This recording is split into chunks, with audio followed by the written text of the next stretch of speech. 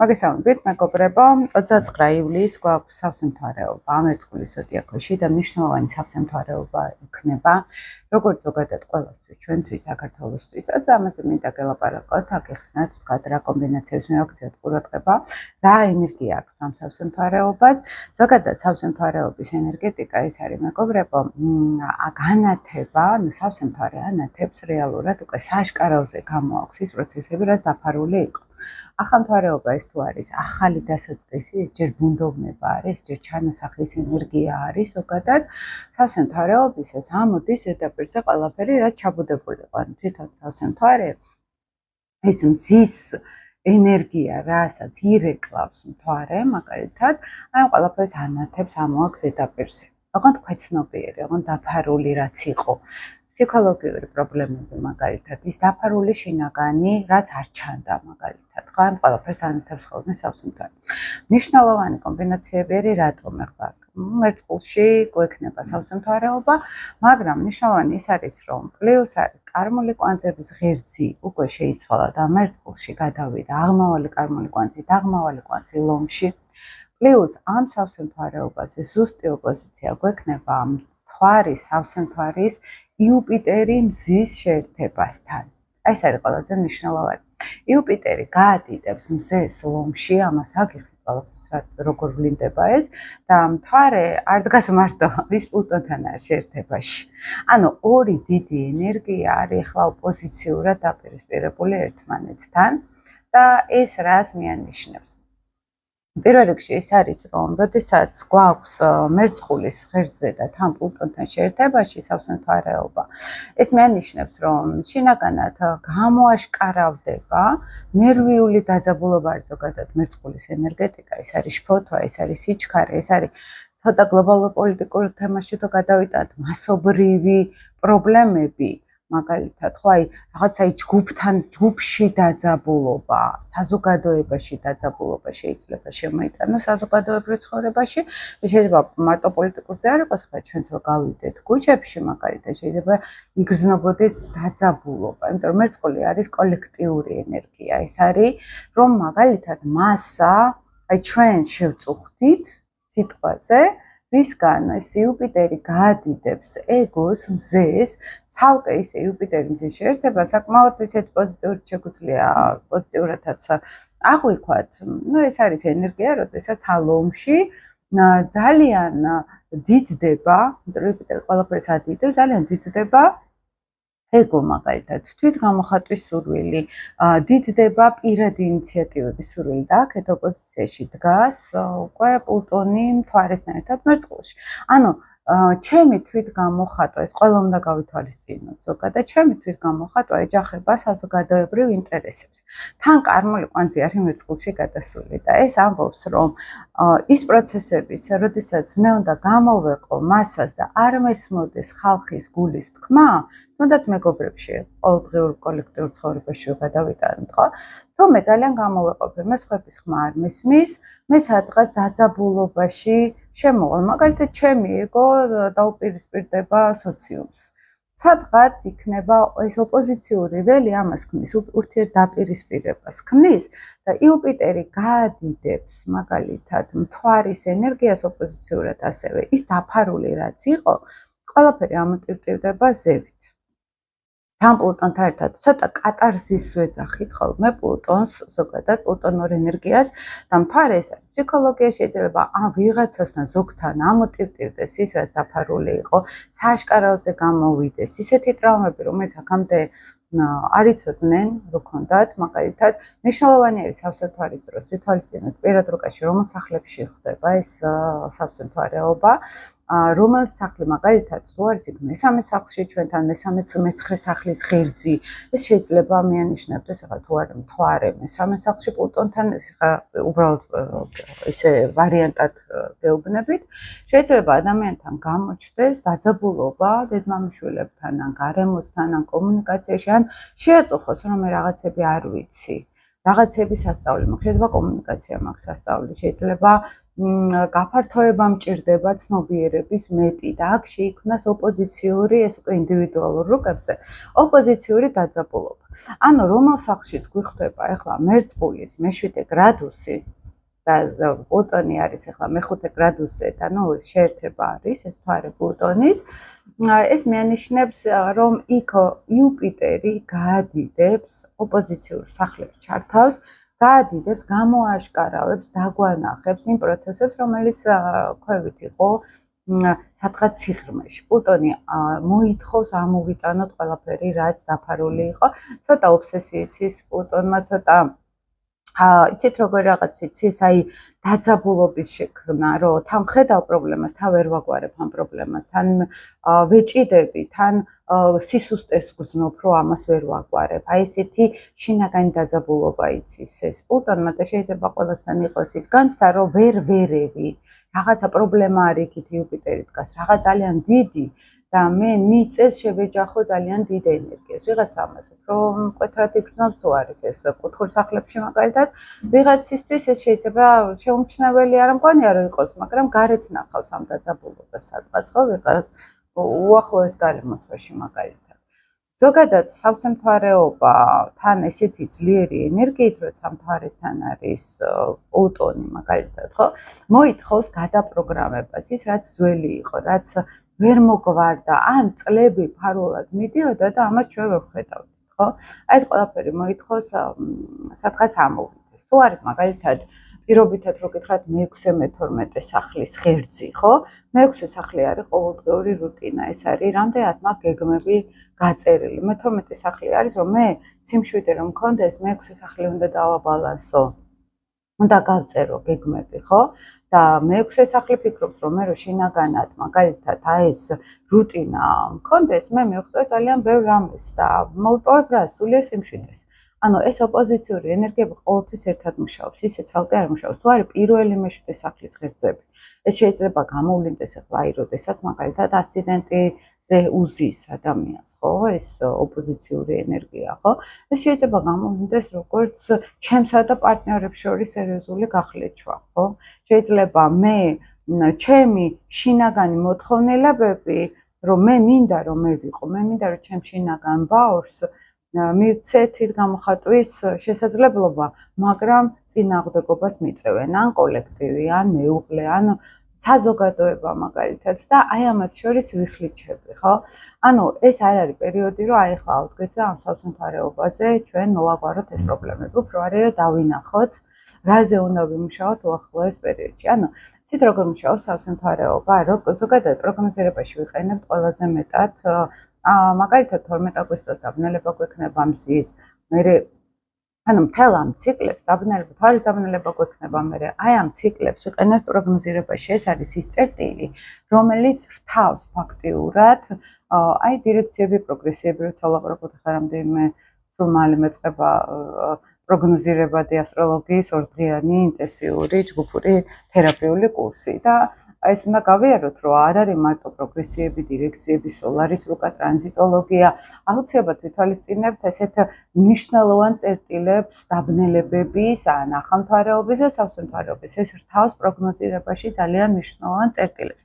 თუ ეს ყველაფერი უერთდება ჩვენს პირად პლანეტებს, ეს უკვე სერიოზულად ანთებს მოდი ესე ვთქვათ, მთელ აი იმ პროგნოზირებად კომბინაციებს რთავს, აი ჩამრთველივით რთავს, რასაც ქვია და ანათებს და ეს ზრავს უკვე პროცესებს.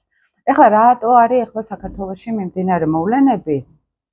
საქართველოს რუკაში ძალიან მნიშვნელოვანი არის ახლა ეს სავსე მთვარეობა. აი ხო ყოველთვის ხდება სავსე მთვარეობა, ჩვეულებრივი ციკლი არის, მაგრამ როდესაც არის ესეთი მნიშვნელოვანი შეერთებები და ჩვენ პირად რუკაზე თუ ახდენს მნიშვნელოვანი წერტილების გააქტიურებას, ეს მოიტანს უკვე სერიოზულ მოვლენების განვითარებას.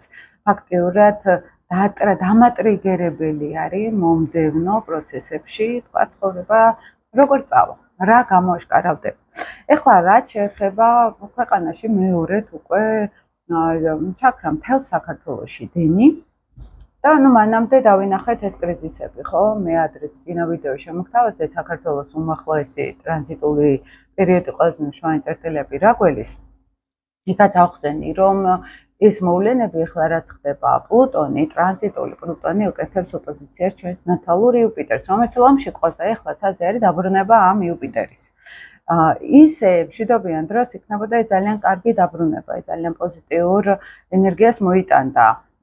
საკამათო არის, იმიტომ რომ იუპიტერი ყველაფერს ადიდებს და შეიძლება გაადიდოს კიდეც პრობლემები, მაგრამ თუ ჰარმონიულ ასპექტს ქმნის, ყოველთვის შეგვიძლია ვთქვათ ხოლმე, რომ ეს დაბრუნება იქნება პოზიტიური, მაგრამ ამ შემთხვევაში ეს დაბრუნება იმითი არის მნიშვნელოვანი, რომ ტრანზიტული პლუტონი ჯერ ჩვენს ატომს უკვე ნელა უახლოვდება და პლუს ოპოზიციას უკეთებს უკვე იუპიტერს. შესაბამისად, ეს იუპიტერის დაბრუნება გაადიდებდა, ამოყრიდა ყველაფერს, რაც სატურნთან არის პლუტონი უკვე შესული. სატურნი არის სახელმწიფო სტრუქტურა. ეს არის რამდენად სახელმწიფო მყარად დგას ჩარჩო, საკანონმდებლო იქნება, სახელმწიფო სტრუქტურები იქნება, სისტემა საკანონმდებლო ორგანო იქნება, რამდენად მყარად დგას. პლუტონი ამას ყველაფერს არყევს. არყევს ძალიან ნელა, გამოაშკარავებს იმას, რაც დაგროვდა პრობლემები, ნელა, მაგრამ იუპიტერი ამას გაადიდებს, აი ის რომ მივანათოთ დიდი სანათი, აი ესეთ რაღაცას აკეთებს ახლა იუპიტერი ამ ყველაფერთან. ეხლა ეს დაბნელება რა ისა ბოდიშით სავსემთვარეობა რას მოიტანს? სავსემთვარეობა უერთდება ჩვენს ტრანზიტულ პლუტონთან ერთად ნათალურ სატურნს.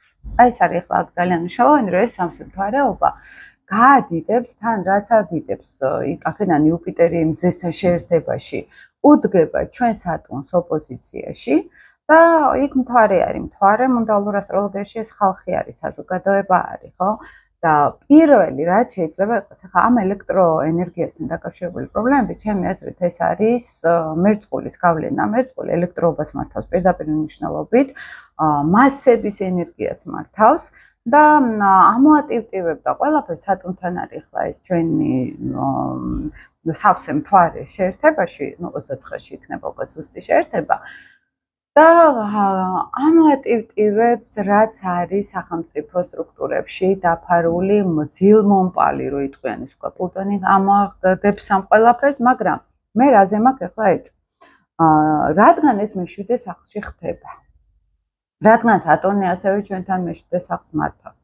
ძალიან მაღალი ალბათობა არის, ეგერ მაქვს უკა გახსნილი, რომ მუნდალურ ასტროლოგიაში ძალიან დიდი ალბათობით შეიძლება იყოს მტრული სახელმწიფოს, იმიტომ რომ მეშვიდე სახლი ჩვენთან როგორც მოყარე ქვეყნები არის, ასევე მტრული სახელმწიფო არის. ახლა ენგურჰესთან მოხდა ეს ვითომ ავარია თუ რაც არის, არ ვიცი, ხო, რომელიც არის რუსების მიერ ფაქტიურად კონტროლირებადი მხარე. თან არის ძალიან ისეთი საინტერესო, რომ არავინ არაფერი არ ვიცით რა ხდება. ყველა გასული არის. თვითონ რუკაში რომ შევხედოთ, დირექციული ურანი გადასული არის უკვე კრიზისების სახლში, ახლა გადავიდა. უკეთებს ჩვენ პლუტონს უკვე კვადრატურას, ნეგატიურ ასპექტს. წინა ვიდეოში თქვი, კრიზისები, მერვე სახლი ეს არის, აი სერიოზული კრიზისები, ფეთქებადი, ესე და ურანი ელექტროტალღები არის, ეს არის მოულოდნელობები აქტიურებს ჩვენ პლუტონს. არის ძალიან მაღალი ალბათობა, თუნდაც აი ამ ტრანზიტული რუკით ვამბობ, მე ხლა ისე არ ვიცი, რომ ეს იყოს მცირე დატესტვადი დირექცია, ეს დივერსიები.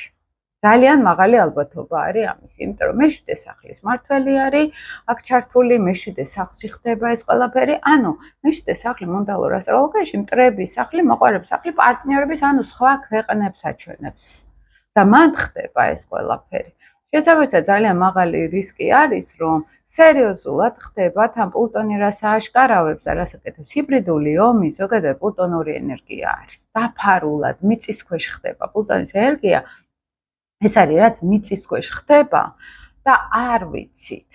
მთვარე კიდევ უფრო ბუნდოვნებაში აგდებს ამას, ხო? ძალიან დაფარულ ენერგიებში ქმნის და სავსემთვარეობა ამას ამოატივტივებს. რაღაცა კუთხით უკვე ხილული გახდა, ის რა ძალიან დაფარულად მიდიოდა. მე მაქვს ძალიან სერიოზული ეჭვი, რომ ეს არის ჰიბრიდული ომის უკვე სააშკაროზე გამოტანა თან სახელმწიფო სტრუქტურების წინააღმდეგ, იმიტომ რომ სატურნი არის აქ ჩართული და პლუტონი ამ ჰიბრიდულ მიწისქვეშა რაც მიდიოდა, შეიძლება არ ვიცი ხა მე ისე ვარაუდობ, ან აშინებენ ხელისუფლებას, ან ტესტავენ საზოგადოების რეაქციებს, შეიძლება თუ ეს ვერსია არის, მეშვიდე სახლი არის აქ მაინც ჩართული და თან პლუტონი არის დაფარული, ჰიბრიდული ენერგია არის აქ პლუტონი ამ შემთხვევაში, რომელშიც მონაწილეობს შეიძლება მტრული სახელმწიფო, ძალიან მაღალი ალბათობა არის ამის. ეს არ არის შემთხვევითობა. შემთხვევითობა რა ყოფილიყო, ეს იქნებოდა ურანი, მთვარე და რაღაც ესეთი. მოულოდნელად რაღაცები გამოვიდა მწყობრიდან. მაგრამ თან რეტროგრადული აღარ არის მერკური გონების მმართველი პლანეტა, აქ ტექნიკის გადატვირთვა ნაკლებად სავარაუდო არის, უკვე გასწორდა მერკური, სწორად მავალია. შესაბამისად, ეს სავსე მთვარეობა, რომელიც ასეთ მნიშვნელოვან ასპექტს ქმნის, იუპიტერი ადიდებს პლუტონურ ენერგიას პლუს და სატურნულ ენერგიას ჩვენთან სახელმწიფო სტრუქტურებში თუ რამე იყო დაფარული ქვესკნელში ფარულად მიმდინარე მოვლენები, ემას იუპიტერი ხილულს გახდის. თან იუპიტერი მზის შეერთება ლომში ეს სხვათაშორის აჩვენებს ხელისუფლებას. სადღაც შეიძლება პლუტონმა ზეწოლა განახორციელოს მეშვიდე სახლიდან, ანუ სახელისუფლებო გუნდზე, მაგალითად ფარული ზეწოლა და თან ეს რომ გამოჩენაც რომ უნდათ უკვე ამ ყველაფრის, ხო? შეიძლება არის ესეთი ძალიან მაღალი ალბათობა. იმიტომ რომ ასტროლოგიაში რო ეს რო ყოფილიყო სადღაც უფრო ურანული ენერგია ან მარსიანული ენერგია, ეს შეიძლებოდა ან მერკური ყოფილიყო აქ ჩართული, ხო? ეს იქნებოდა რომ რაღაცა მართლა მწყობრიდან გავდის. რადგან პლუტონი არის, რაღაცა არის აქ ისეთი დაფარული. მე მაგალითად უფრო ამ ტრანზიტიდან გამომდინარე ჰიბრიდულ საფრთხეებს დავინახავდი და ამასთან უყურებდი ეს რომ მოხდა, სულ ვაკვირდებოდი ეს ქვეყნის სახელმწიფო სტრუქტურების რეაქციას, რომ მოყოლილიყო ეს მოხდა, ყველა გასუსული, არავინ არაფერი არ იცის, ხო? და რომ შეიძლება არ იცოდეს, მაგრამ მე გავიდა ხო 2 დღე და კიდე იგივე განმეორდა.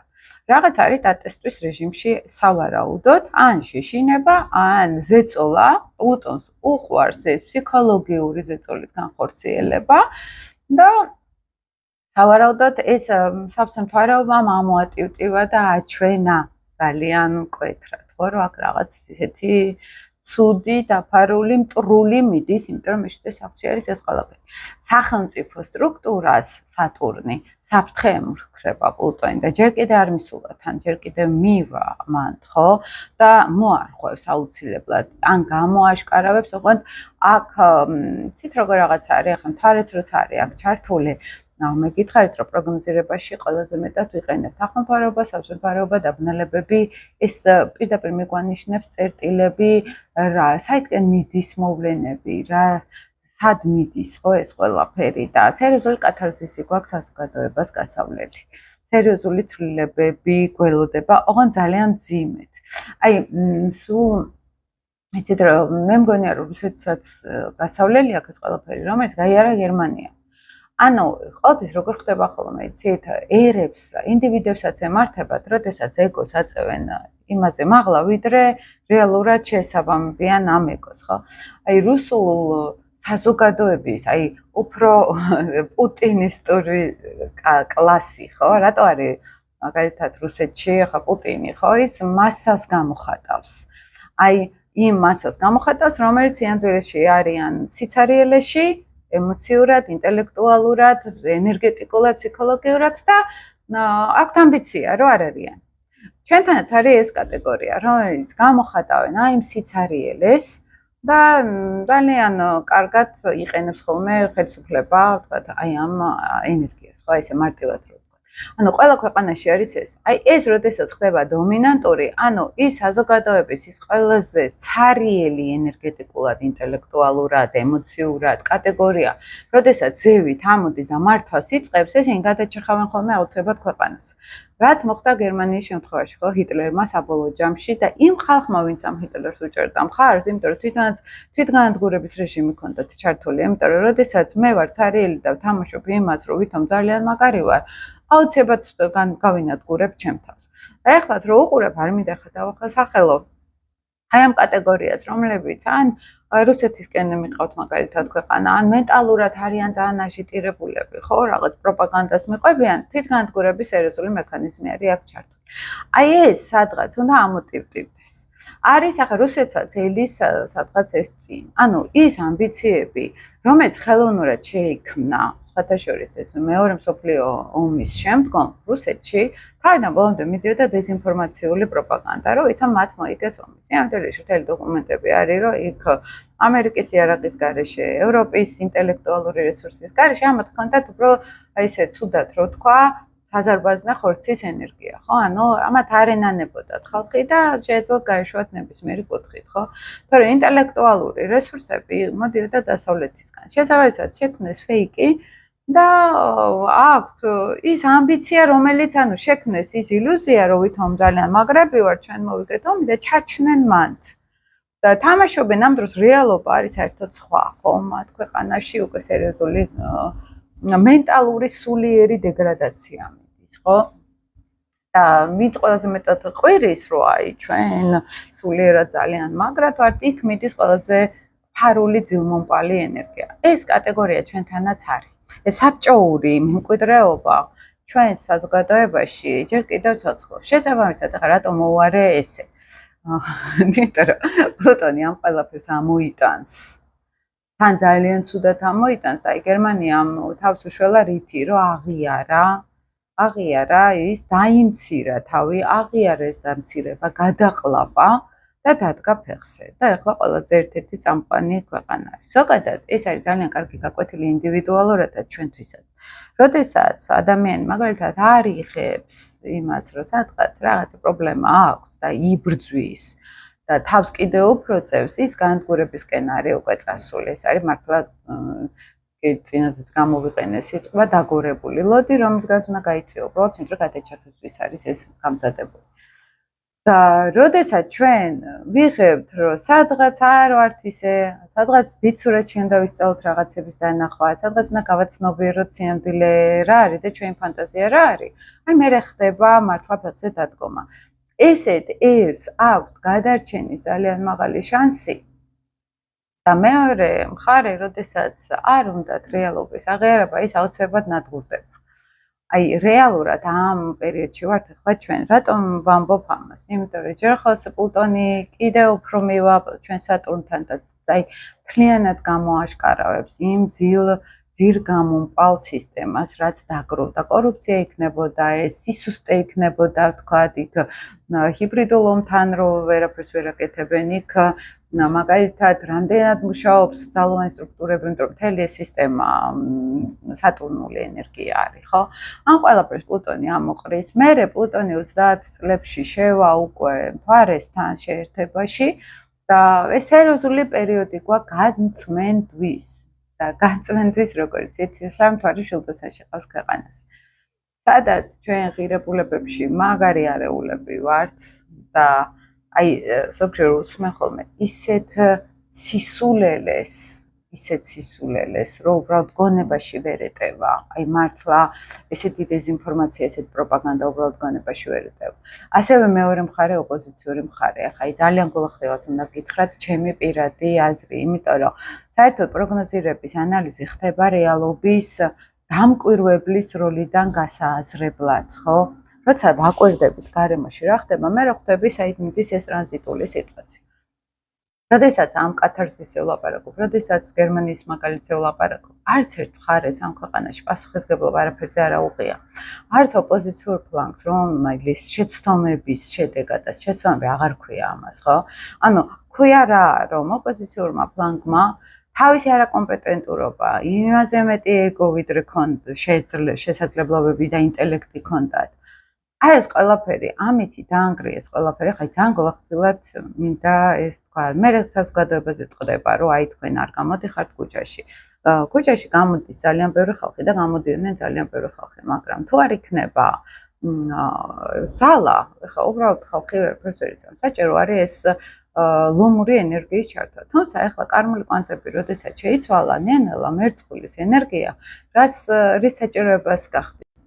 მერწყულის ენერგია უკვე გააქტიურებს რას, რომ მნიშვნელოვანი უკვე არ არის ლიდერებია, ცალკეული ლიდერები, არამედ უკვე ჯგუფი ხდება ფოკუსში, ჯგუფი, რომელიც საზოგადოება, როდესაც ერთი იდეის გარშემო ერთიანდებიან, აი ახლა უფრო აქტიური გახდება ჩვენ საზოგადოებაში, უახლოესი წელიწად ნახევარი და ზოგადად მსოფლიოშიც ესე იქნება, გააქტიურებს კოლექტიურ ენერგიას. საზოგადოებიდან, აი ამ მასებიდან, რიგითი მოქალაქეებიდან შეიძლება აღმოცენდნენ ლიდერები. იუპიტერი ლომშიც ამას ხელს უწყობს. ანუ ფოკუსი არის უკვე გაერთიანებებზე. ის ხალხი იქნება უკვე ფოკუსში, ვისაც შეუძლია გაერთიანება ჯგუფთან. ვინც იქნება მემეს ყვირილში, იმას არ ექნება დიდი მხარდაჭერა ახლა. აი თუნდაც იმ ოპოზიციაზე როცა ლაპარაკობთ, რომელიც თავის სამყაროში იყვნენ ჩაკეტილები და საზოგადოებასთან არ ჰქონდათ კავშირი არანაირი, ხო? საერთოდ არ ესმოდათ ხალხი რას ეუბნებოდა. თუნდაც ის რომ ვაღიარო რომ ბოდიში მოვიხატო რომ რაღაცაში შევცდი, რაღაც არასწორი გამომივიდა, ხო? არა, ეგოებში არიან გაჭედილი. და შესაბამისად ვიღებთ ზუსტად რას, რომ სერიოზული კრიზისი შეიქმნა უკვე ქვეყანაში, ხო, იმიტომ რომ საზოგადოება ვართ ცალკე, ხელისუფლება არის ცალკე, ოპოზიცია არის კიდე ცალკე.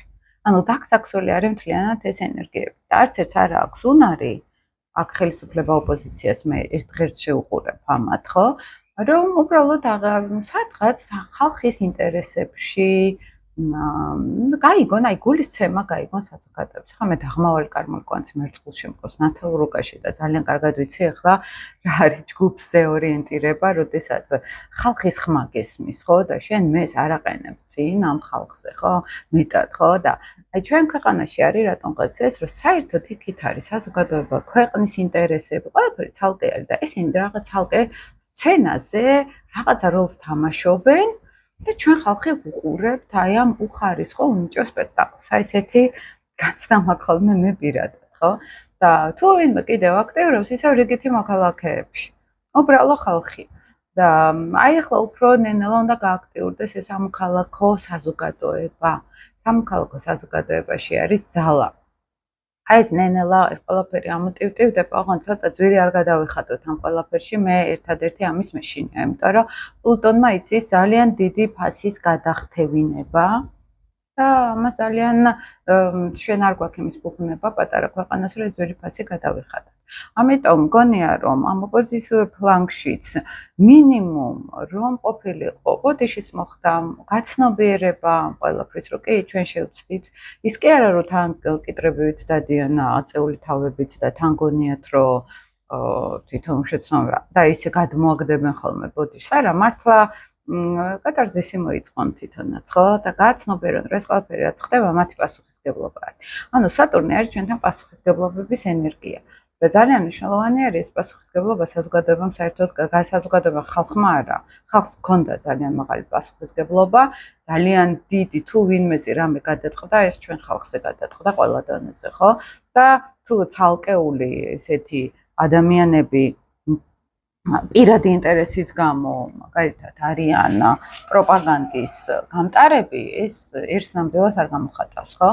და მაგ-კატეგორია ყოველთვის ყველა ქვეყანაში არის. ახლა ბრექსიტის თემა თუნდაც ეს რო ააგდეს რაღაც ეროვნულ სულისკვეთებაზე ინგლისელები, თანასაკოვანი ხალხი მთელი ახალგაზრდა წინააღმდეგი იყო ევროკავშირიდან, ზოგადად გამოყოფისგან ევროპული სტრუქტურებიდან. მაინც აი ამ საზოგადოებაზე ითამაშეს ძალიან კარგად პოპულისტებმა, ხო? ტრამპის შემთხვევაშიც პოპულისტებმა ძალიან კარგად ითამაშეს გაუნათლებელ საზოგადოებაზე. და ეს ყველა ქვეყანაში ხდება, კიდევ უფრო დრამატულად და სამარცხვინოდ, ვიდრე შეიძლება ჩვენთან ყოფილიყო. ამიტომ ეს ყველაფერი არ მიკვირს, ახლა ეს ავსემთვარეობაც გამოაშკარავა, აი ეს ჩვენი სისუსტე, ქვეყნის სტრუქტურების სისუსტე, ყველა წერდა, რომ ერთ წამში რო გაითიშა მთელი ქვეყანა პარალიზებული არის. წარმოიდგინეთ, რამხელა ვერკეტი აქ მტრულ სახელმწიფოს ჩვენზე, რომ მთლიანად ახლა ოპოზიცია ნაწილი საზოგადოების რო ყვიროდა, რომ რუსეთზე არ შეიძლება არც ტურისტულად მივებათ, არც ეკონომიკურად, ხო? იმიტომ რომ ის უკვე ძალაუფლება არის მათ ხელში, ვერკეტი არის მათ ხელში და უკვე ეს წოლა ძალიან მარტივი არის. ანუ მანიპულირების ძალიან მაღალ რისკებს შეიძენს, რომელიც ამხელა ევროპას აკაჩავებდა რუსეთი და ახლა ჩვენ ხო საერთოდ ვიდავართ, ხო? ხო და აი მაინც მოხდა მიბმა იქ მათი პირადი ინტერესების გამო, იმიტომ რომ ყველას აქვს თავის ფინანსური ინტერესი და საერთოდ ეროვნული ღირებულება ისიც საერთოდ აღარ არსებობს, ამიტომ გეუბნებთ ჩვენ საზოგადოება უბრალო ხალხი ვართ ცალკე.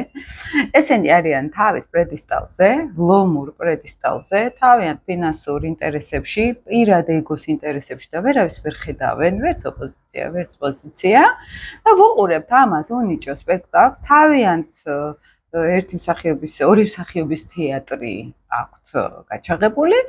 ჩვენ საზოგადოება სერიოზულ პრობლემებში ვართ, საცობებში ვართ, გარეთ ვეღარ გავდივართ, იმიტომ რომ კორპუსები გვადებს თავზე მაგალითად, ხო? ანუ მათ კორუფციულ ინტერესებს შევეწირეთ ყველა, ხო, საზოგადოება. აი, ყველაფერი არის ამოტივტივებული. ახლა გაიზრდება ხალხის გაღიზიანება, ძალიან სერიოზულად, გაიზრდება პროტესტები და ეს ავსემთავრება ზუსტად ამ ყველაფერს დაძრავს და სახელმწიფო სტრუქტურებს სერიოზული თან იქ იუპიტერი დგას დიდი შუქით აჩვენებს იქ რა არის პრობლემები, სად არის არაკომპეტენტურობა, სად არის კორუფცია, სად არის ეს ყველა რო გაყარეს და ეს ყველაზე დაბალი ინტელექტის ფენა რო წამოვიდა ზევით, მათი შეცდომები უკვე ნენლა სააშკაროზე გახდება და ამ ყველაფერს დავინახავთ ძალიან კარგად და იმ ოპოზიციის შეცდომებსაც დავინახავთ და მაგას ხედავთ ახლა ხო უკვე რაც ხდება. ამიტომ მე გულახდიათ რო გითხრათ, არც ერთის მხარეს არ ვარ, მე ხალხის მხარეს ვარ, საზოგადოების მხარეს, რომელიც უყურებთ აი ამ ორ ძირმომპალ სისტემას და ნენლა ეს ყველაფერი უნდა შეიცვალოს. და აი ამას ხედავ, ოღონდ იცით რა არის ყველაზე მთავარი, რომ საზოგადოება აი ყველაზე კარგად რომ მოხდეს ეს ყველაფერი და აი კატარზისების გარეშე გავიაროთ ეს ყველაფერი. ყველაზე მთავარი ის რა უწყობს ხელს ახლა, როდესაც მერწყულში არის ეს ყველაფერი, ხო? სიახლე აღმავალი მერწყულში არის უკვე კარმული მისია შეიცვალა უახლესი წელიწად-ნახევრით. საზოგადოება, სამოქალაქო საზოგადოება უნდა გააქტიურდეს. აი ეს პოლარიზაცია, რომ აი ამათ ოპოზიციურ პოზიციურ ფლანგზე თამაში არა, აი პირადად ჩვენი მოქალაქეობრივი ინტერესები უნდა დავაყენოთ. მაღლა რაც აწყობს ყველას ის უნდა იყოს მთავარი და რაც აწყობს ერთეულებს, ისინი უბრალოდ უნდა ჩაიხსნათ. აი ეს იქნება ყველაზე რბილი ტრანსფორმაცია ქვეყნის, რომ სამოქალაქო საზოგადოება ისედაც თარემერწყულში ყავს, ხო? აი ჯგუფის ინტერესები დადგეს უკვე წინა პლანზე და ვისწავლოთ გაერთიანება აი ამ საერთო ინტერესების გარშემო. და არა გაჩუმება რომ აი ვიღაცამ უნდა იხეიროს ამ ყველაფერში. აი ეს სამართლიანობასთან ძალიან შორს არის ხო ეს ყველაფერი და აი ეს პერიოდი გვაქვს ახლა ძალიან გამეგრძელდა, მაგრამ მე მგონია რომ თქვენთვის საინტერესო იყო უფრო ამ კუთხით ესეთ პოლიტიკური კუთხითაც გაშლა, იმიტომ რომ ძალიან სერიოზული და საშიში პროცესები მიდის ახლა ქვეყანაში, რაც ახლა ძიებას გითხარით, მძიმე ასპექტები გვაქვს და ეს სამსამთავროებაც ამ ყველაფერს კიდევ უფრო გამოაშკარავებს, ჯერ კიდევ წინ გვაქვს რამდენიმე დღე და მერე შემდგომ პერიოდში კიდევ უფრო გამოჩნდება ეს ყველაფერი. დროებით მეგობრებო, თუ მოგეწონათ ეს ვიდეო, შეგიძლიათ კომენტარები დამიწეროთ, ვიწონოთ, გააზიაროთ, ძალიან მადლობელი ვიქნები. დროებით.